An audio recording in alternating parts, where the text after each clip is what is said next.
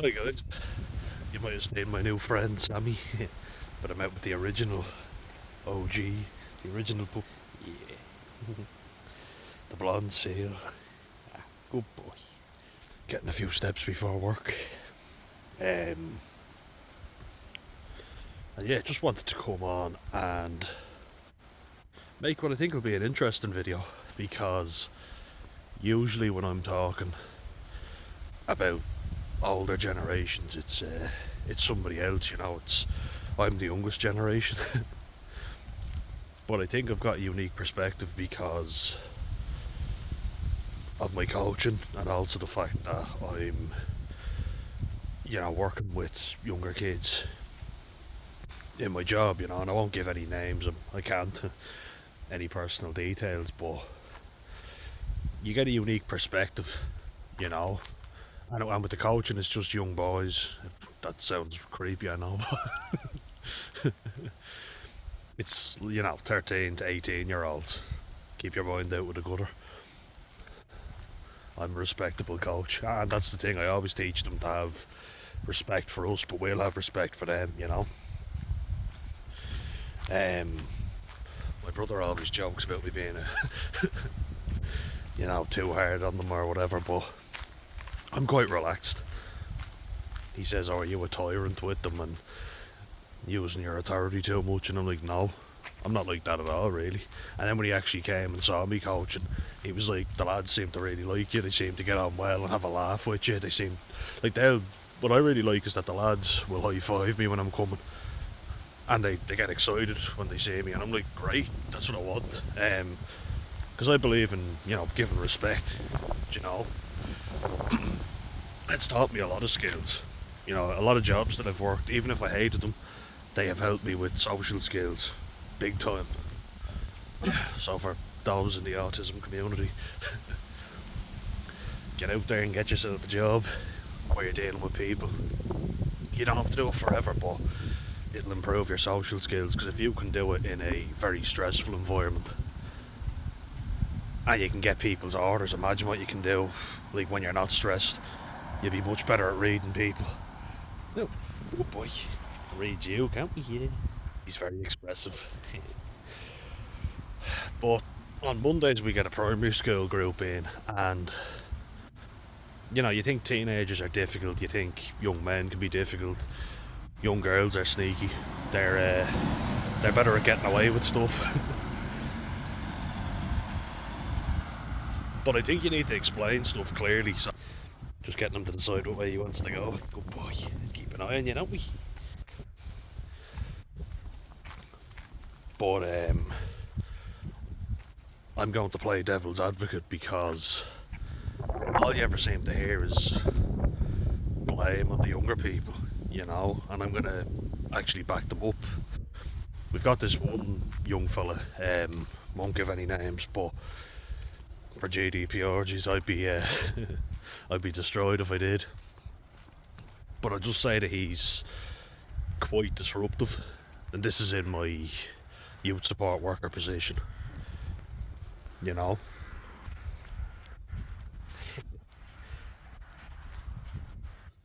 Wanna go back? Yeah? Look at him. Wanna go back? Yeah? No problem. But just getting back to what I was talking about, sorry. I was looking at this young fella, and there's some very energetic young fellas. The girls are usually, sitting and quietly pretending to behave. They're good at pretending to behave. Not that they always do, but this young fella, he's he always seems to want something that everybody else has. So, like the keyboard, for instance, or a laptop. If somebody else is on it, I'll say, "Yeah, you wait your turn and you can go on it." But when he gets his turn, he's not interested. He loses interest very easily. I would hazard a guess that he's riddled with ADHD. But I don't want to be giving out to him all the time. It's mostly it's all women that I'm working with. There were two lads yesterday, and They're both sound, you know. But one's a college graduate, so he'd be around the same age as me, maybe a bit younger. And then the only other lad there that I really see regularly, he works with teenagers and he's teaching them how to do sports massages and coaching. So you know, he's never really seeing the younger, smaller kids, and I think that's the big problem. That's where it lies right there, you know, because a lot of it is left up to women to do, you know, which is unfortunate, but it means that they're never getting a male influence. I think they lit up to see me, the women that I work with. As you say, everyone with my group is women, and their mothers, their sisters, and whatever of fellas. So,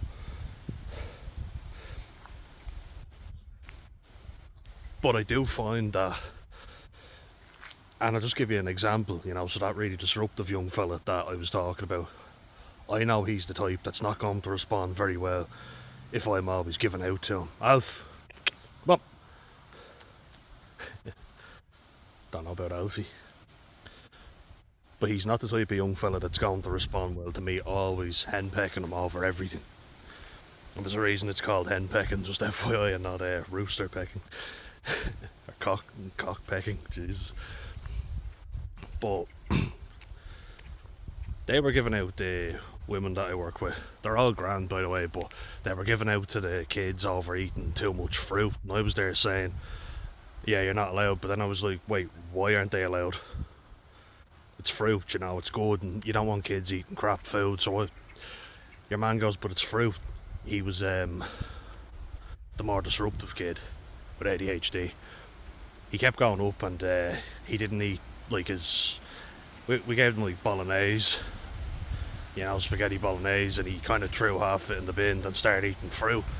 And I had to take it off him, but I was kind of like, well, why do I have to? They never explained to him that it's not because we don't want you eating fruit, you know, it's because you need to leave enough for everybody else. And I feel like there really needs to be a lot more communication. Because a young fella like that just getting given out all the time, it's not really going to do him any good. And I was kind of like, we need to explain why they're not allowed to eat so much fruit. You know, kids are told to eat fruit and vegetables, and now we're giving out to them for eating fruit and vegetables. Do you know what I mean? I'm kind of like, well, you need to be clearer on that. Nobody explained it to them. So when it was said, I was like, we're not giving out to you for eating fruit. We're giving out because we need enough for everybody. That needs to be made clear, you know. I feel like there is a lack of clarity. They're not mind readers. And why I think I can bring that to the table is because pretty much all my life people have just expected me to know stuff without telling me. So I actually think, you know, while that was difficult for me, I know that people aren't clear with what they want. They don't explain enough, they just expect you to be a mind reader and give out to you when you do something wrong. But if they haven't taught you how to do it, and it might seem obvious to you, yeah, but I'm autistic. It's not obvious to me, you know. What's the harm in actually taking the time out to explain stuff correctly? Nobody seems to do it nowadays. So I think that's the one thing I've noticed, especially with younger kids. Like, they all put their dishes in the dishwasher as soon as we ask, so that's great. At least they're well coached. But young fellas do want to be disruptive, you know, they want to push and shove. And like as I say, the young girls were like just going on the phones, and these are primary school kids, but they're going off into the hall and they're hiding, you know. They're leaving without us knowing. I went out and found them, was like, get back in the room, you know, you're not allowed to leave. You know, we need to tell your parents where you're at all times, basically. And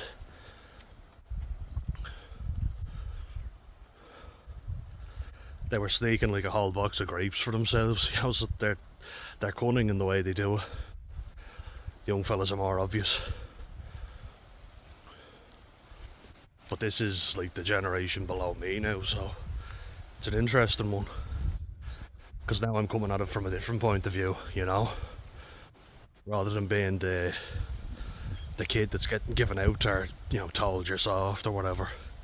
Now I'm the older one. I'm the one looking down on the younger generation.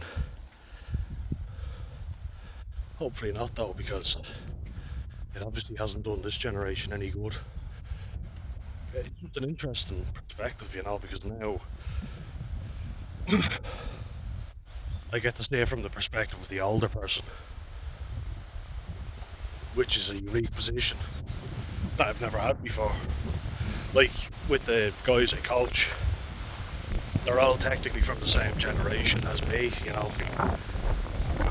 They're Gen Zers. Most of them anyway. Actually no, all of them would be, because they're all, the ones I coach are 14 upwards, and they'll be older now, so they're not Gen Alpha. Unlucky. But it'd be easy for us to kind of go, oh, Gen Z, we were fucked over or treated terribly. Millennials as well. So let's just do the same thing to the next generation. Well, if we don't want to fuck them up, we've got to look at what did we get wrong, you know. Like, I'm not giving any instructions really on what I'm allowed to do and what I'm not allowed to do. Like, I had to take something off that young fellow I was talking about, and I had to separate him from a kid, you know, because he was annoying him, hitting him with a cushion, so I had to, you know, grab the cushion off him and keep him apart and use my hands. You know, obviously we know corporal punishment's not allowed, but you do kind of go, oh, this young fella's doing my head in, and the nicey approach might not be suitable. And I agree with that, you know, I'm saying it myself, because he was trying to leave early and everything, and he was trying to, you know, just piss everybody off. You know, there's other kids in there who, there's one young fella, and he's funny, you know, he makes me laugh, so I'm kind of like, have a hard time giving out to him. I'm like, you're a funny young fella, you got a really good sense of humour, so when he says something, I'm like, that was smart, you know, I'm even laughing, and it makes it impossible to give out to him. He just has a way of saying stuff. A real smart arse, but in the funniest way.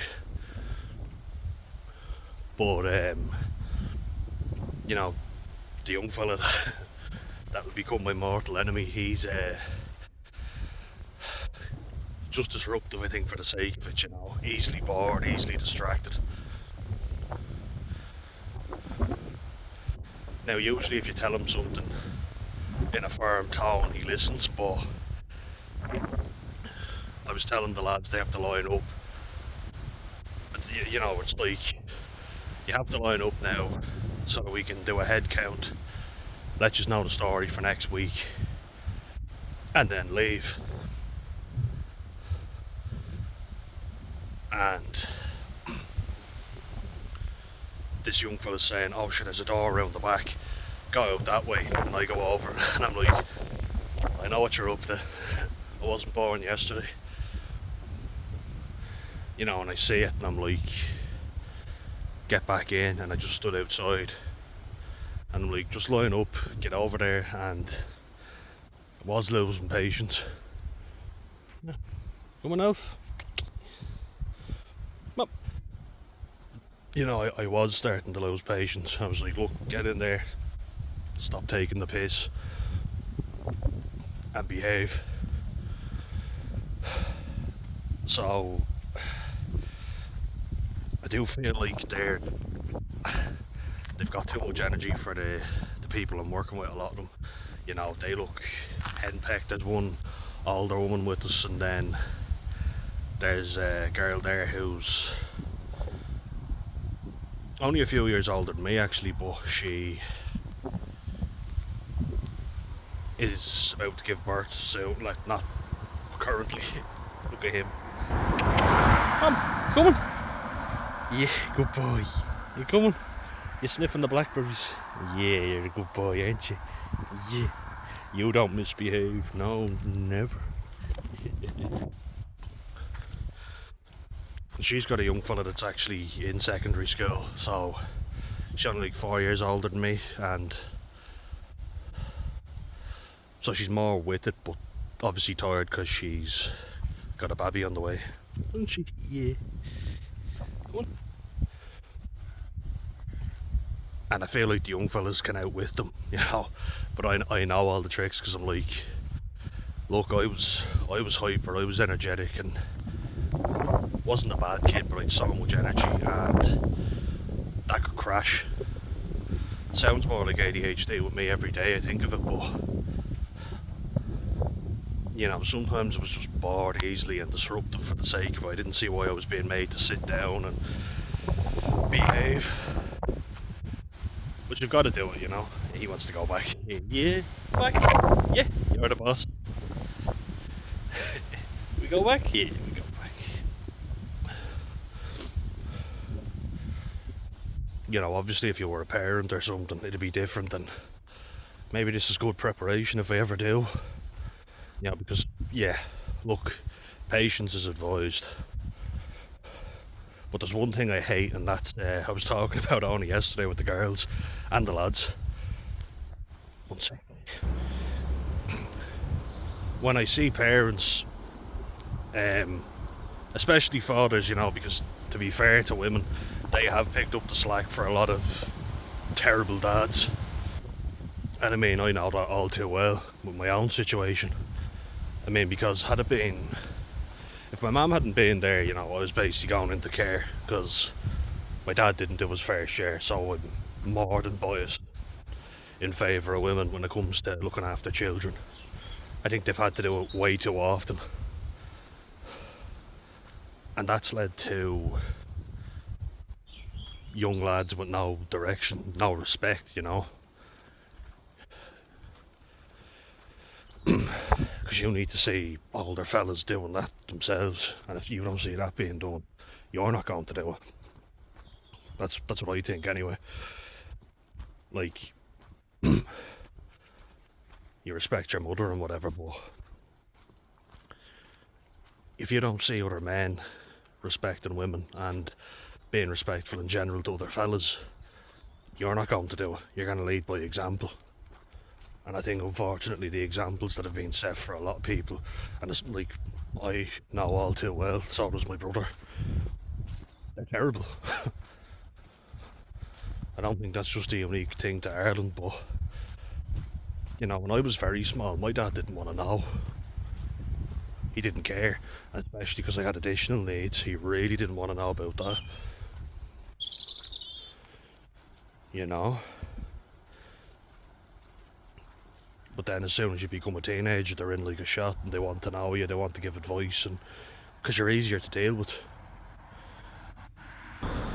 And look, I'm guilty of that too. Like, when it comes down to what teams I want to coach, at first I started off and I was like the juniors who are like 13 up to 15, most often 14 and 15. This is the rugby now. I always was like, oh, I wish I get the seniors, you know, because they're 16 and to 18 and you kind of have more in common with them. You can have a bit more of a laugh. But then I went to a few of the juniors games. I saw how delighted they were when they came. They asked me all the time if I'd make their game, and I made an effort to, you know. I used to make all their trainings, but I rarely could make the games because of work and other things. But I went to their games, I coached them and in the forwards, and I could see them progressing better than the senior team were. And I was very impressed, and I was delighted to see them progressing so much. I was like, geez, I underestimated these lads. And actually, at that age, you can mould them better, you know. They say you can't teach an old dog new tricks, but it's true. That right out, you're still a young fella, we'll teach you. But the older lads are more headstrong, you know. They're kind of more, I'm doing my own thing, and whereas the young fellas they're like sponges, you know, they absorb whatever you put out there, so you have to give them respect. You have to give it to them, or else they're not going to give it to you. And they're asking, can we try this, can we try a different drill? And I'm like, let's give it a go, why not? And I was delighted to see how much they've progressed. You know, we need to get them at the younger age and show them that we're there for them, you know. have their back. That we're not just going to leave them in those years and then come into their lives and tell them everything they've done wrong when we've left them to fend for themselves. It's not very fair, and if someone sees that, they're going to kind of be like, who the fuck are you to tell me what to do? So it's an interesting one. And I think we need to do more, you know, and accept as well, to a degree, that boys will be boys and kids are going to fuck up. They don't have to be perfect, you know, because nobody is. I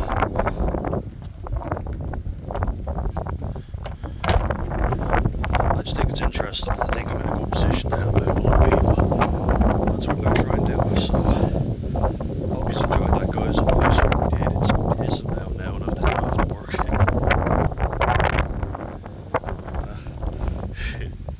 Alright, so I better head off and I'll see you later. Talk to you. Have a good day.